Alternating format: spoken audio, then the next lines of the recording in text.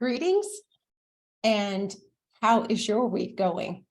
You can tell I just began recording because my cat needed to come into the room. So if you're on YouTube, sometimes you get to see cameo appearances from my cats, Oliver and Lou. Just so you know, I have guest Tina Davidson that will be with us in just a little bit. She is a musical composer, a musician all the way, and is the author of Let Your Heart Be Broken. And I love that title by Tina Davidson. And I'll tell you a little bit more about her in just a second. Thank you so much to my patrons and those who've supported me on Buy Me a Cup of Coffee.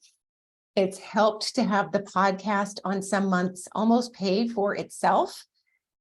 It's such a gift, and it really helps when you like an episode and you share it with a friend. That all makes a huge difference. So big thank you. On Patreon, of course, if you become a member for $2 or $5 a month, you get access to workshops that will help improve your own life, in addition to just having that great feeling of being a supporter of the podcast and or my writing. Speaking of, I may have said this recently, but I just got my trademark for Persisters Press, my imprint, as well as, let's see, I sent off my money for the copyright and the formatting is nearly finished. I'm having my cover redone for the book. And by August 11th, Grounded in Grit, Turn Your Challenges into Superpowers will be published unless there is some unforeseen problem. I'm counting on there not being. Speaking of unforeseen problems, it's so funny, but today I was recording with a different guest. I try only to record 1 or 2 episodes a week, always on a Monday, because I do so many other things to keep the lights on. And also I used to record more episodes, but I found I wasn't listening to my guests, and I just wanted to get the interview over with in my earlier episodes because I was so worried something would go wrong. Or there were so many other people in the queue waiting to have their episode recorded, and it was just miserable. So I've just reached a really comfortable pace of maybe a couple of interviews a week, with some weeks of not recording. And so far, mostly people are pitching me to be on the podcast through Podmatch, but sometimes I will reach out if it makes sense. My podcast guest today and I were talking about the origins of Persistence U, and I think one of the things that I am known for being a doer, so I will jump into something before I even know what my why always is. That's sometimes good and sometimes bad. I get a lot of things done, and sometimes I jump into the wrong things. So good and bad on that. So when I started the podcast, I knew I wanted to create community at Persistence U. Also, I want to create space for people to talk about challenging times that they've been through and how they attended to those times rather than got over them or put the past behind them, which does not work very well. I am a real non-fan of positives. No, that's not true. I like positive psychology, but toxic positive psychology or toxic positivity really minimizes our experiences and tells us to have a positive mindset no matter what you're going through, and to sort of compartmentalize so that we don't burden others with our problems. And I feel like that is the worst thing we can do for long-term healing. So I enjoy very much hearing podcast guests talk about challenging times that broke them, and what they gained from it, and what their life is like now, and sometimes who they've inspired since, who's also been going through something similar. So I'm really excited to hear from the author of this book, Let Your Heart Be Broken, Life and Music from a Classical Composer. How exciting is that? So anyway, I wanted to just read you Tina's description because it's probably the best introduction I could give you from her. Tina Davidson, our guest today, was 3.5, and she was visited from her foster home in Sweden by a visiting American professor. Soon, she's the oldest of 5 children, living with her mother and stepfather in Turkey, Germany, and Israel. She studies music and becomes a prolific pianist and composer, but something about her birth remains unnamed and hidden. When she returns to Sweden, she contacts the Swedish adoption agency. "Come," says the voice on the phone, "I have information for you." In Let Your Heart Be Broken, Tina Davidson juxtaposes memories, journal entries, and insight into the life of an artist and a mother at work. Along the way, Davidson meets Ernest Hemingway and Carl Sandburg, survives an attack by nomads in Turkey, and learns her birth father is a world-famous scientist. And throughout, there is a thread of music, an ebb and a crescendo of a journey out of the past into the present through darkness and into the light. So hopefully you will love this interview like I think that you will. Thanks for everything. And I hope you're having a fabulous week. And if you're not, I hope that you don't feel bad about not having a fabulous week, because we all go through good times and dark seasons. And I just want people to feel like we can talk about all of it. And I hope you're getting that from this podcast. Thanks so much. Let me put this on pause. Pause. Tina Davidson, I am so very grateful to have you as my guest today on Persistence U. Thank you so much. I'm like so delighted. Yeah. Well, it's very exciting, and I don't normally do this, but your book description was so compelling that I just already read it to the listeners or the viewers, depending on if they're on YouTube. But I would love to hear a little bit of the backstory of how you started to write the book. And the title of the book is especially compelling to me. It's just beautiful. Oh, thank you so much. Well, I have to say that I started to write this book about 10 years ago, and I'm a classical composer. I've been writing music for 45 years, but I really felt 10 years ago like I wanted to pull a lot of ends together. Okay. I wanted an opportunity to write about music, which is something I absolutely love. I love being a composer. I love music, but I wanted to also talk about my artistic process as a composer and sort of allow it to get in the vernacular. So we're not talking about chords and musical theory. We're just talking about how I come across pieces, how I compose, how important it is to me, and how it is part of the way I grow myself emotionally, how I put myself into the music at that moment. And as I write it, it almost teaches me something about me that I can carry forward. So this book, Let Your Heart Be Broken, comes from a moment when, I don't know when it was, maybe in the late 80s, it was during the AIDS epidemic. And I think we forget how terrified we were when friends were dying of AIDS and we didn't know, we had not actually been able to test the blood supply yet. There was always the worry that if you got a blood transfusion, and anytime AIDS came up, it was a dire prognosis. There was nothing good about that. We didn't have those pills.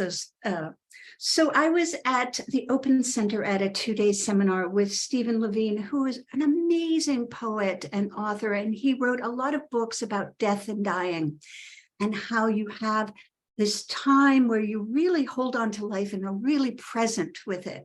And wouldn't it be wonderful if you were more present with before, Right. So he is asked, what is the meaning of life? And he relaxes back into his chair. This is at the beginning of my book. And he says, I'm asked that all the time, he replies, and I really don't know. He pauses, looking to the side, and turned back smiling. But I think the meaning of life is to let your heart be broken. And then I write, the heart, the round sphere of your being, let your heart be broken. Allow, expect, look forward to the life you have so carefully protected and cared for. Broken, cracked, rent in two. Heartbreakingly, your heart breaks. And in the two halves rocking on the table is revealed rich earth, moist, dark soil, ready for a new life to begin. Beautiful. So that's sort of what the journey of this book is, that out of past difficulties and trauma, and a childhood and a young adulthood of depressions. Just being able to walk into that brokenheartedness, not resisting it or burying it or putting it to the side or giving it to someone else. Would you take it? Which is always tempting. It's always tempting, and it's something that sometimes you can do with a good friend. You say, well, could you take this? And they'll go, But just that you meet this brokenheartedness, which we all experience, it's part of life, brokenheartedness, and walk through it. And that on the other side is this ability to sort of transform yourself again, to reemerge. It never as maybe beautiful as you were before you had your heart broken, but a new version of yourself that is thoughtful and maybe more compassionate and empathetic and learning and growing. And then you break your heart again, and Right. it doesn't stop happening. It's something that just continues to happen as we go through life. It's not a one and done. It's not, and a lot of times trauma, I have a friend who says, oh yeah, trauma changes clothing and gets back in line. I haven't, maybe you didn't notice me. Oh my, that Yes, is fabulous. and that is part of life's gift or life's passage. It just is. It's not, it's not intentionally mean to you. It's just Right. what happens. Yeah. Oh, that's beautiful. Well, what did happen when we talked about you having a call to the adoption agency back in Sweden when you were an adult? And Well, then yes, I was adopted when I was 3.5. I lived in this wonderful family, the Elmstow family, and I was adopted and brought to America when I was 3.5. And she married and had 4 more children. So I was the oldest of 5. And when I was 21, I was back in Sweden, actually babysitting a daughter of a family friend. And I decided to call the adoption agency, and they told me to come down. And I always imagined that I was this Swede. Now, my hair is no longer black, but it used to be very, very black. And I noticed that all Swedes that I could see were blonde and blue-eyed. And I thought, well, you can always have an exception. So she's sitting there reading a letter, and finally she turns to me and she said, your adopted mother is actually your biological mother. And that was the twist. And what I had to learn, there's so many lessons to learn. I had lived with this concept of myself being adopted, always beloved, always, part of the family, but always knowing that I really wasn't, that those relatives or the family history really wasn't my family history. And I knew that my mother was very uncomfortable talking about it. So we never discussed it. And so I had created this whole life around this word, and to have that word sort of cut out of your existence, like, oh, that's not you anymore, took me years to unravel. And my mother was very resistant to me talking about it. I think, I was an illegitimate child in the 50s. It was very, very difficult for women. And she did the smart thing. She brought me back to America under this protection. But, there's a difference between privacy and secrets, especially secrets that are about other people. And this secret was hurtful to me. It was a lot to unpack and to think about and to reintegrate myself. So I didn't really do any work on it until I was in my 30s and had a newborn. And I'm looking at this beautiful child, and she's nursing, and we're all one. And I'm thinking, oh my God, you have some baggage. And if you don't take care of your baggage, you are just going to pass it off to your daughter, and she will have to deal with it. You will communicate it in anger, I don't know, in some sort of way, sort of the way my mother did to me, and my daughter was really my great opportunity. And I just had to get down to work and really work hard. I think underneath all of that became clear to me that the family I had lived with for 3.5 years was my family. And when I left, it was like they died in a car accident. They were gone. Right. And that I was carrying a lot of that grief. And I really started to express it. I was so surprised. I never would have thought that I would be crying as much as I did, just weeping, just feeling such a sense of loss. But I did go back. I went back when my daughter was 3.5, just my age, and I visited with the family for a week. And then when my daughter was about 10, I think we went and lived in Sweden for about 4 weeks.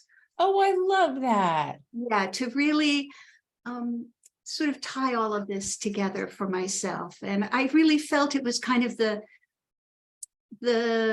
land of my birth, that I had a kind of physical connection to Sweden. And that was really important for me to integrate into my self. That is beautiful. So your mother, at the time that she had you, it sounds like she did what she needed to do to kind of cover something that was unacceptable then. And so you ended up with a beautiful family, and then she, quote unquote, adopted you, but never told you that She always told me I was adopted, but she never Yes. told me that I was her biological child. And in That's fact, she never told her husband or her mother. She really didn't tell anybody. I think she was both ashamed, and she was very fearful of retribution, that she was a professor. She was a very, very good teacher. And, such a bright, beautiful, engaging human being. And she was also felt that the emotional attachments that she had with my father were that she almost never could find that kind of love again, that kind of disaster. So, I think she also romanticized it to a point where it became toxic. It kept her back. Right. And so when I said, I wanted to tell, my siblings didn't know. And I said, oh, no, you can't tell anybody. And then, finally, I had to negotiate that. And then when I was in my 30s and I was getting married, she wanted to have separate weddings, one for her side of the family, the bride's side of the family, and one for my biological side of the family. She didn't want to appear to them as the fallen woman. And I think it's two things. It's part of the legacy of discrimination against women and evaluating women and condemning women having children out of wedlock. The women carry the onus of that. And it's also the destructiveness of secrets. That if you have a secret in your life, I'm not talking about privacy, right. But a secret that it impinges on other people. Sometimes I think I noticed my mother started to almost live her life around the secret. And the secret almost started having power over her. So it certainly kept her silent. So I think I learned a lot about myself and how I wanted to live my life, and to have a kind of emotional honesty when it really isn't fun. Right. Boy, I really don't want to admit that. I don't want to think that about myself. I don't want to have to deal with it. But my observation is to keep the slate as clean as you possibly can. And we humans are very messy. So, we're always mopping up after ourselves. It's right. We don't, that's just our nature. So to the best of my ability, to be honest with myself and honest with others. That's important. Did music in your life and being a composer, did it help you express some of this? And and you can read it in my book. The book is composed, there's a short story, and that's about my life, as a child, as a growing up, as a teenager, And then the alternative chapters are in my late 30s and 40s, my journals. And they are all about my life in Philadelphia, life as a parent, then as a single parent, supporting us by composing. And a lot of these entries are about writing music. Okay. Also, some of it is reflecting back on my childhood. So you get these kind of two viewpoints as you go through that time period.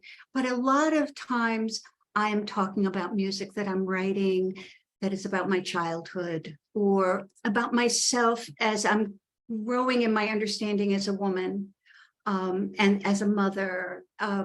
So there's always pieces that I'm writing. For instance, there's a piece called Dark Child Sings, and it's for 4 cellos. And it's really about that darkness in me that I really wanted to allow it to speak. And in the beginning, it's kind of sorrowful, but towards the end, it's just like dancing around. So, I am a kind of composer that really creates out of an understanding of myself. And that's sort of my template. And my hope is that if I can really speak truly about myself, if I really am heaving my heart into my mouth, really speaking my truth at that moment, that you as the listener or the reader, it will resonate with you. It may not be your life, but there's something that will speak to you personally. And that is always my hope as an artist. Oh, that's fabulous.